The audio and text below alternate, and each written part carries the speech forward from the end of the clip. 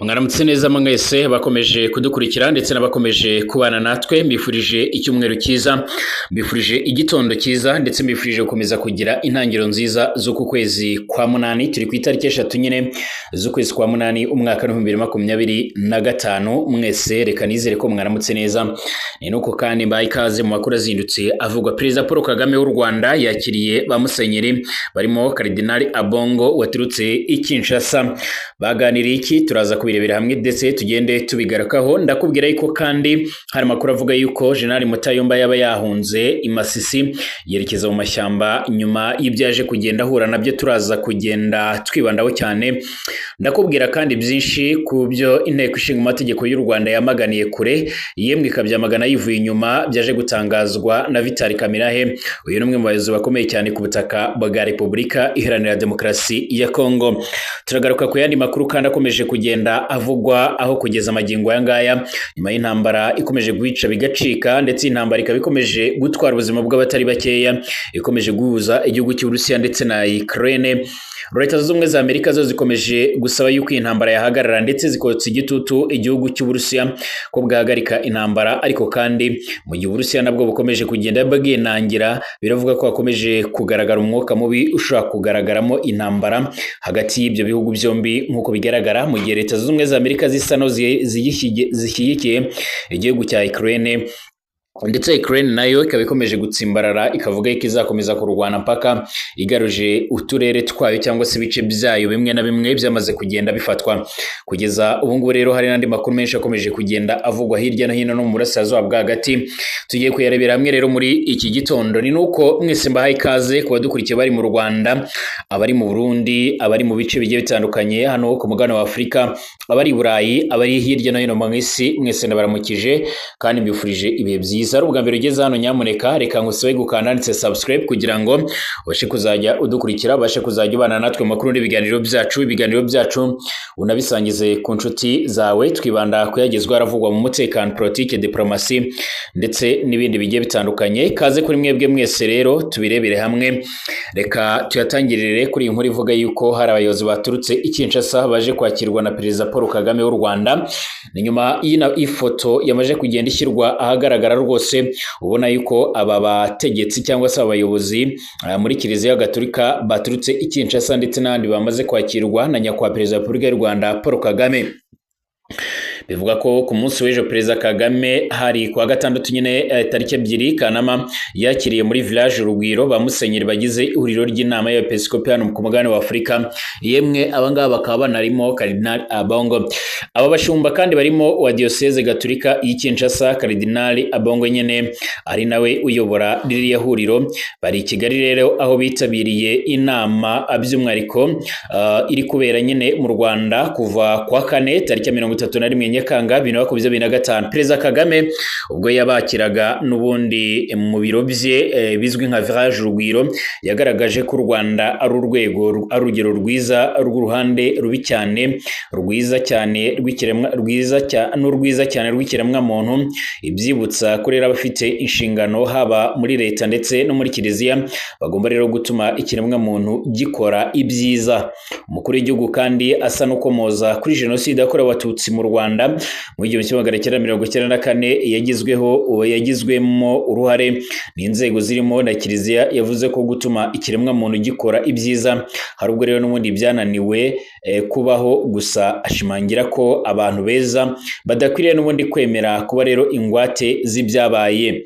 Yunzemo ati tugomba kwigira ku mateka yacu, tugakorera hamwe ndetse tugategura urubuga rw'icyizere, ubwiyunge ndetse n'amahoro bitari mu Rwanda gusa ahubwo no ku mugabane wacu wa Afurika.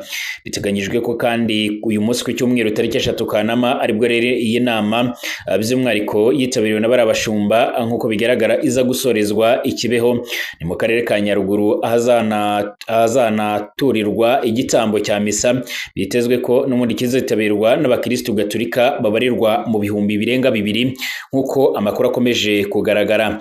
Ibibaye kandi mu gihe abategetsi bakomeje kuza no mu Rwanda barimo n'uturuka Kinshasa, mu gihe uyu Abongo adakunze kumvikana cyangwa se gucana uwakana Perezida Félix Tshisekedi Tshilombo, nyuma y'uko ubutegetsi bw'Kinshasa bukunze kumushinza gukorana n'inyeshyamba za M23, ariko uyu mugabo akabihakana akavuga ko ahubwo yifuza yuko amahoro yaza, ndetse amahoro yaza ari menshi cyane. Uyu mugabo kandi wakomeje kugenda adacana uwaka by'umwihariko n'aba bategetsi, ku rundi ruhande yakomeje kugenda ashimangira yuko we yaba ari no ku ruhande rwa M23, nyuma yuko avuga yuko RDC cyangwa se Tshisekedi yaba yarananiwe gukora ibyo ashinzwe gukora kugira ngo igihugu cya Kongo kibashe kuba cyagira amahoro n'ituze.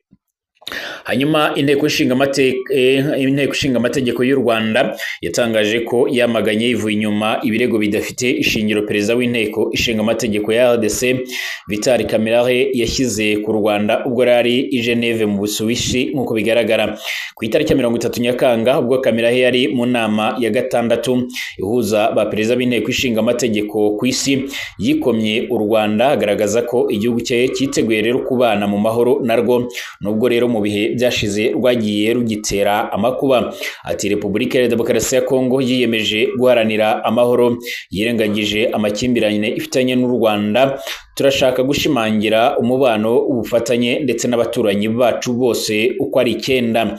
Bagana Vital Kamerhe kandi yashinjije ingabo z'u Rwanda gukorera n'ubundi cyo yise ihonyora rikomeye cyane ry'uburenganzira bwa muntu mu bice byo mu Burasirazuba bwa Repubulika ya Demokarasi ya Kongo byigariwe n'uyu mutwe wa M23. Inteko ishinga amategeko y'u Rwanda rero mu itangazo yasohoye kuwa gatanu hari ku itariki ya 2 Kanama yavuze yuko ibyatangajwe na Kamerhe binyuranye n'ubushake bwari bwaragaragarijwe rero mu nteko rusange ya Francophonie yabereye i Paris hagati y'itariki ya 12 ndetse na 13 Nyakanga.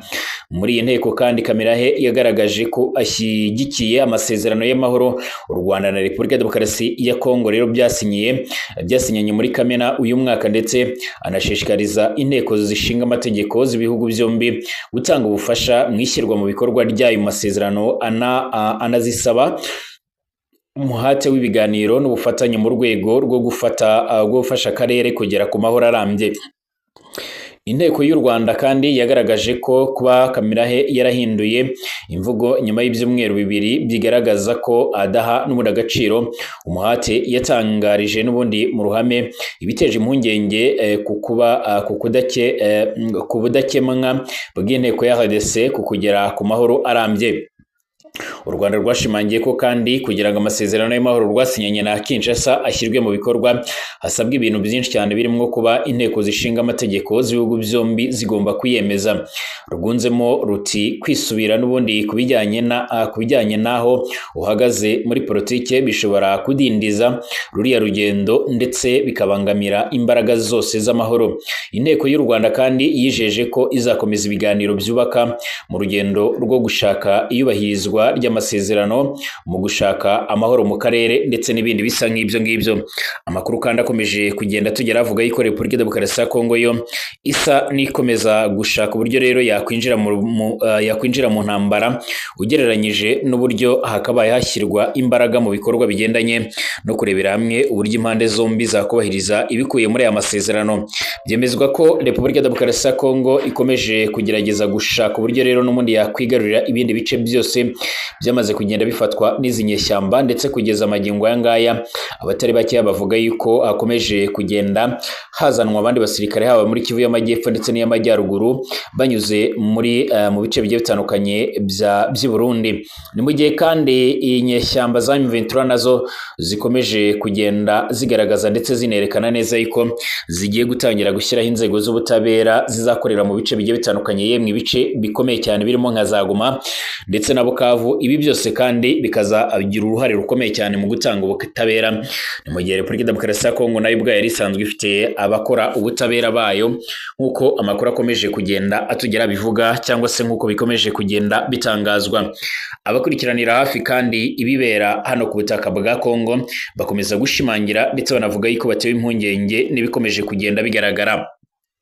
benshi bakomeje gushimangira yuko iyi ntambara rero isa nikomeje kongera gukaza umurego, nubwo impande zombi zisa n'izamaze gufata umwanzuro mu biganiro bimaze iminsi bibera i Doha muri Qatar, aho bemeranyije ko bagomba guhagarika intambara. Kugeza ubu byinshi mu bikomeje kugenda bivugwa cyangwa se byinshi bikomeje kugenda bitangazwa birerekana ndetse bikanagaragaza neza yuko iyi ntambara ubwayo aho igeze ndetse naho ikomeje kugenda igana, yerekana neza yuko ibiganiro bikomeje kubera i Doha muri Qatar ndetse n'ibindi bisa nk'ibyo ngibyo nta kintu na kimwe byari byageraho cyangwa se nta kintu na kimwe bishobora kuzageza kuri abangaba badakomeje kumvikana. Ngaho nguko mu kanya ndagaruka ku bikomeje kuvugwa cyane cyane ku mirwano ikomeje gutegurwa muri Kivu y'Amajyepfo ndetse n'iy'Amajyaruguru.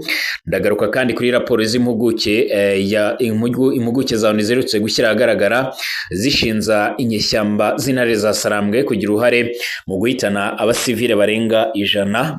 Mwese mbaye ikaje kandi nkomeje kwifurije ibihe byiza, nkomeje kwifuriza gukomeza kugira igitondo cyiza.